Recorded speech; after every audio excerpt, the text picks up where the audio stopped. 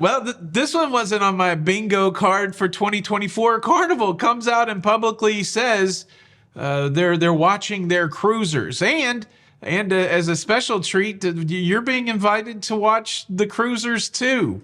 This one's wild. Plus, Ray Donovan's got a new licka for a cruise line. And you remember the Life at Sea Vie Odyssey 3-year world cruise that was supposed to kick off earlier this year? Well, the question is, has it kicked off? I've got an update. Cruise news and my views. Let's talk about it.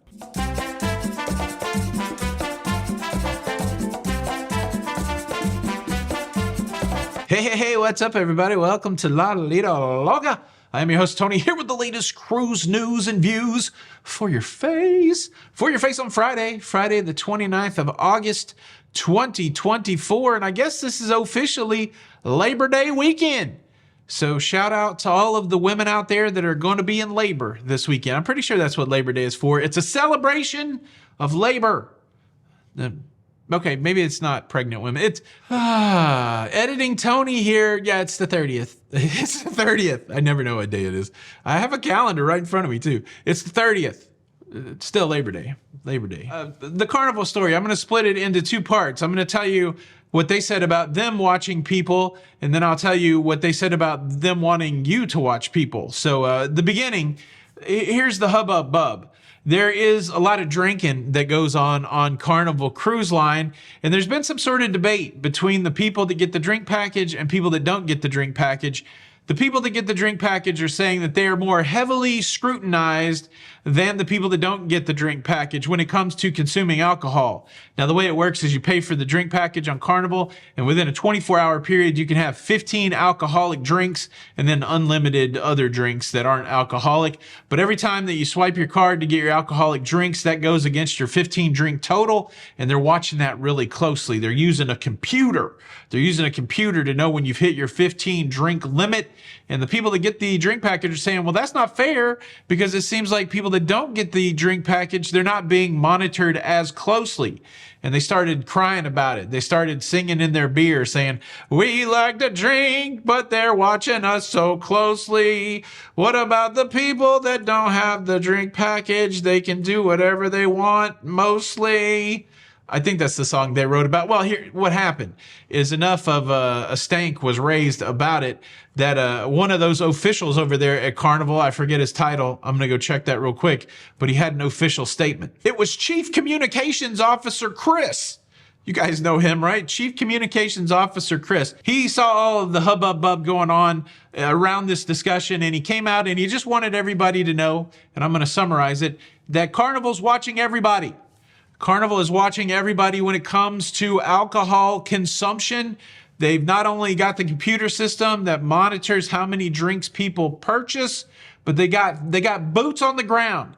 They're on the streets. They got eyes and feet and hands everywhere. They've got human monitors in the form of bartenders and servers and security and people that work on the cruise ship. Part of their training is to keep an eye on people when they're consuming alcohol and trying to help understand whether they've consumed too much and whether they need to be cut off. Now, I'm really confused as to why this is even a conversation and that the chief communications officer had to weigh in. Of course, businesses that serve alcohol are watching their patrons to understand whether or not they can continue to let them drink. It's a serious thing. It's been serious for the longest time. I waited tables back in the 1990s. I had to go to a class before I was allowed to sell alcohol. And a big push of that class was to understand whether or not people had had too much alcohol and whether or not I was going to serve them their next drink. It's part and parcel for the hotel business, for the bar business, for the restaurant business, for any place that serves alcohol. They are watching you. Now, that's the people that work for the cruise ship, but they also had a special message for us fellow cruisers. I'm going to save that till the end. Now, before we get to the next cruise news story, I got to tell you a secret that I've been keeping. I'm just a few weeks away from traveling to Italy for a very special trip. That's about all I can say about it. But the reason I want to tell you about it is because that trip comes with a unique problem that the sponsor of today's episode, Airalo, has helped me solve. Now, the problem that I struggle with almost every time that I travel internationally is access to mobile data. Mobile data to upload posts to social media, mobile data to look up locations that I want to go to in a place, mobile data for Uber and food recommendations, all of that stuff. And while I do use my regular mobile data plan that I have here in the US, a lot of times that comes with roaming and data limitations. And so I really need something else. And eSIM is really what I need. eSIMs are a digital technology that works with your mobile device that allows you to connect to local mobile data networks. Airalo is an eSIM store where even before your trip, you can download the Airalo app. You can pull up the store. If I look at the prices of data in Italy, they've got some great options. I can get 1 gig of data for $4.50, 2 gig of data for 15 days for $8. And really the beautiful thing with Airalo, I can do all this in advance. I can purchase my eSIM, I can get it installed onto my phone, and as soon as I land in Italy, I'll have the data that I need. This is a travel essential. If you want to try out Airalo, you can use my code LALITALOCA3 for a $3 discount off of your first eSIM purchase. Make sure you download the Airalo app to do that, or you can click the link in the description below. Thank you, Airalo, for sponsoring today's episode. All right, cruise news story number 2. Do you know Liev Schreiber? Liev Schreiber? He played Ray Donovan on that epic TV show with the same name, Ray Donovan. Not to be confused with the John Voight character in that show, Mickey Donovan. Mick, hey Mick. What a great TV show. I liked it a lot. But one of the things that was a hallmark of that TV show is they did a lot of drinking. And whenever they would consume alcohol, because they were Irish, I'm assuming, Donovan, yeah, they were Irish, they would say sláinte, which is spelled like this, but I think it said sláinte. But it means health. It means health, and that's what they would say when they would do cheers. Well, now Liev has an alcohol of the same name, an Irish whiskey. And you may be saying, well, that's good. That's good that Ray Donovan's got a whiskey. What does that have to do with cruising? Well, Princess has picked up this new whiskey line, and they're going to be carrying it on their cruise ships as part of their premium liquor offering. So that's pretty cool. If you like Ray Donovan, if you like his whiskey, if you like Princess Cruises, if you like to say sláinte, you can do that now on a Princess cruise ship. What's wild is when it comes to these whiskeys, the opinions about what's the best is probably as diverse or more than trying to figure out what the best cruise line is. But these celebrity alcohols seem to be popping up all over the place.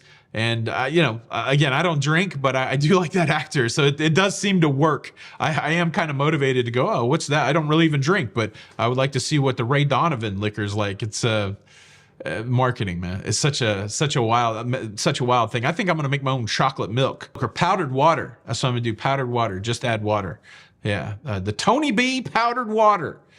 Guaranteed to keep you hydrated as long as you just add water. Okay, let's talk about Belfast in Northern Ireland. They're working on a ship over there, and we're not talking about the Titanic. Did you know that the Titanic, that's where it was built, Belfast?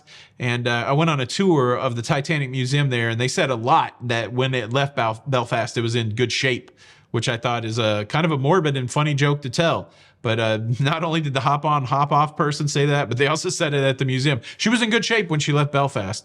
But that aside, there is another cruise ship that is being worked on in Belfast right now, and we're talking about the Vie Odyssey. This is the old Fred Olsen Braemar cruise ship, and this is the latest attempt to have a residency at sea.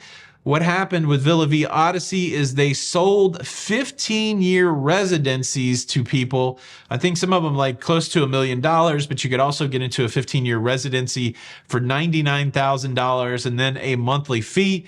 They were supposed to set sail on a 3-year world cruise back in May. And well, they continue to be delayed because as we speak here, they're still not sailing.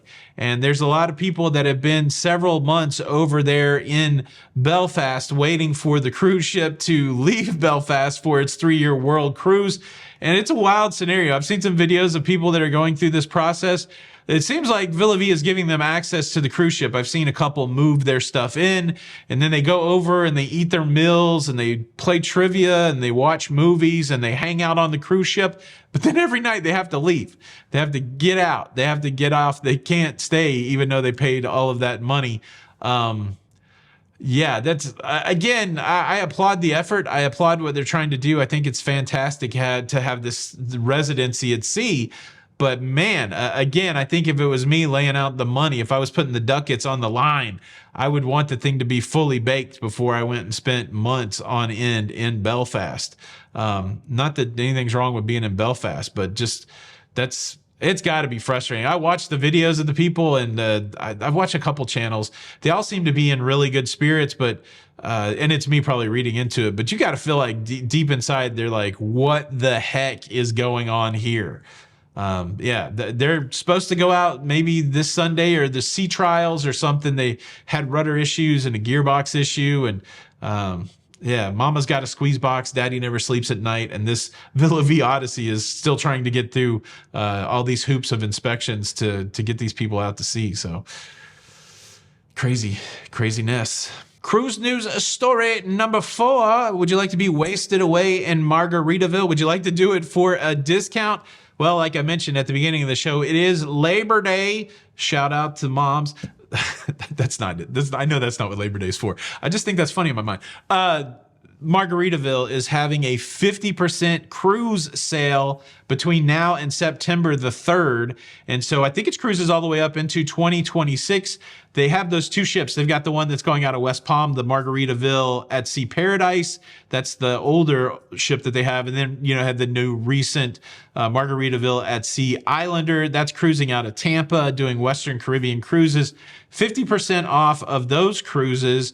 And the 3rd and 4th people sell for free. So honestly, if you've ever wanted to book a Margaritaville at Sea cruise, this would be a great time to try it out and get yourself a discount. All right, let's close the loop on this Carnival story. We covered in the beginning that they've got their employees watching you, monitoring your alcohol consumption. Again, I don't think that should be a surprise to anyone. But my favorite thing that was said in the announcement that was put forth by Chief Communication Officer Chris was this little nugget. Not only do they have their employees looking out, but they want to deputize the guests to be snitches. I just wanted to use the word snitches. I really don't, please don't hear me being critical of this, but they finished up the announcement here saying, now some guests may be creative and figure out ways to drink and never really interact with a server or a bartender, right? So the people know that the employees are watching them. That's why the security team is part of the plan. If you ever have any concern about someone's alcohol consumption, please quietly point that out to a member of the security team. Sounds a little snitchy. No, I think it's see something, say something. It makes sense. I do want to advocate this. I've had a lot of people, when I talk about these guest interactions lately, say, oh, I'm just going to tell the person off, or I'm going to take it, I'm going to Batman the thing. I'm going to vigilante, take it into my own hands. There's a process in place, y'all. If you see somebody belligerently drunk, don't get in their face and start saying stuff to them. Do you remember the story where the guy in the theater got in the drunk guy's face and got smashed in the head with a glass? That's what happens. The better course of action is to quietly say something to the cruise staff. So a great reminder from the Chief Communications Officer, Chris, as to what to do when you're dealing with people on a cruise ship. Carnival doesn't want you to take it in your own hands. So everybody needs to, take off their cowl and their rubber suits and not be Batman. Just want to say thanks again to Airalo for sponsoring today's episode. Make sure you download that app or check the link in the description. Stay informed with everything going on in cruising by subscribing. If you dug the show, hit the like button. Tony for La Lido Loca. Until the next time, we'll see you on the Lido. Bye.